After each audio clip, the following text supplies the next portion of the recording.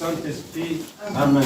Chers frères et sœurs, en ce 5e dimanche du Grand Carême, l'Église nous invite à faire mémoire de notre vénérable mère, Marie d'Égypte.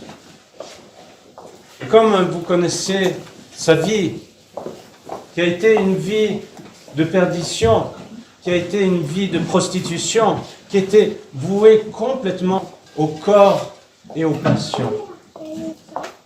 Mais, à un moment donné, elle va être touchée par cette grâce. En effet, elle va suivre des pèlerins à Jérusalem et elle ne pourra pas rentrer dans le Saint-Sépulcre. Il y a une force qui la retient.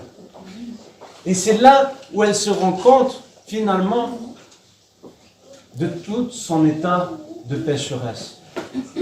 Mais ne va pas se décourager, ne va pas désespérer. Elle va même demander, donne-moi de vivre, de venir te vénérer. Et alors, je mènerai une vie de repentir.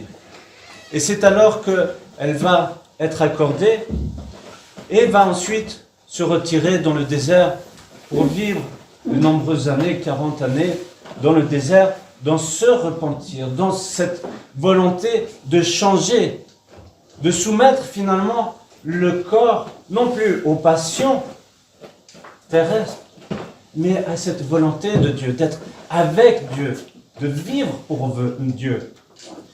Et à la fin de sa vie, aura cette bénédiction, cette grâce d'avoir cette communion une dernière fois avant de mourir. Et l'Église nous propose justement de vénérer cette mémoire de Sainte Marie d'Égypte aujourd'hui, pour nous rappeler pourquoi nous faisons le carême, pourquoi nous sommes en train de vivre tout cela. C'est une possibilité justement d'une part de dominer notre corps, que ce ne soit plus le corps qui décide de nous tourner vers nos passions, mais que ce soit l'esprit qui justement domine et nous guide vers l'essentiel, vers notre priorité, qui est Dieu.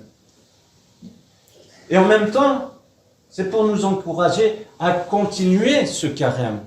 En effet, il ne nous reste plus beaucoup de temps, plus qu'une semaine, et nous rentrons déjà dans cette fête de la résurrection de Lazare, des rameaux et de la Semaine Sainte. Et justement, ce passage de l'évangile d'aujourd'hui nous rappelle pourquoi aussi nous faisons le carême. C'est pour faire ce pèlerinage, pour nous préparer à vivre cette fête des fêtes. Cette fête des fêtes qui est la résurrection de notre Seigneur Jésus-Christ, qui est le centre de toute notre foi, de toute notre croyance, de tout notre espoir, qui est justement la vie.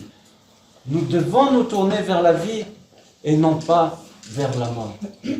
Et pour cela, essayons de suivre cet exemple de Sainte Marie, de nous recentrer sur l'essentiel, de nous recentrer sur ce qui est pour nous le plus important, qui est à contre-courant de ce monde. En effet, comme nous voyons dans ce passage de l'Évangile, qu'est-ce que nous avons à chercher? Et oui, cette gloire humaine, cette gloire terrestre. Non, cela nous amène vers la mort spirituelle. Et à travers cet enseignement, nous voyons que nous devons être le plus petit d'entre nos frères, d'être au service de l'autre. Ce qui s'appelle tout simplement l'humilité. C'est ce que Saint Jean Climac, dimanche dernier, dans l'échelle sainte, nous enseigne, que finalement, chaque vertu que nous voulons vivre et acquérir avec l'aide de Dieu, par la grâce du Saint-Esprit, doit être alimentée de cette humilité. Sans humilité, nous ne pouvons rien faire. Et en effet,